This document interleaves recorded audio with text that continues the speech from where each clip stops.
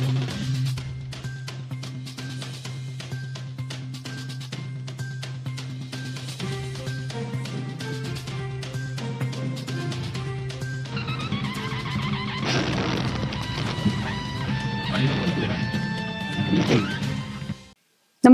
आपण पाहता हिरकणी न्यूज.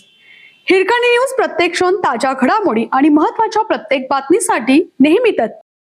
वारकऱ्यांची एकीकडे सेवा तर दुसरीकडे पैसे मोबाईलवर डल्ला. विठ्ठल भेटीसाठी पायी निघालेल्या वारकऱ्यांची वारी मार्गावर सेवा सुरू असतानाच मुक्कामाच्या ठिकाणी वारकऱ्यांच्या साहित्याची चोरी झाल्याची घटना समोर आली.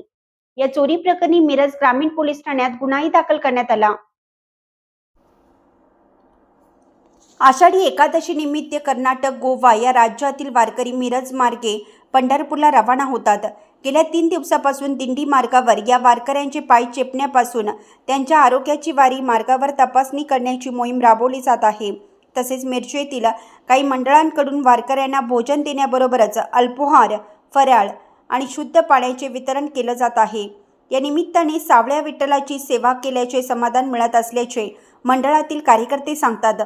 पद्मावती फाउंडेशनच्या वतीनं कोल्हापूर जिल्ह्यातील पैजारवाडीच्या दिंडीतील वारकऱ्यांना भोजन व्यवस्था करण्यात आली होती.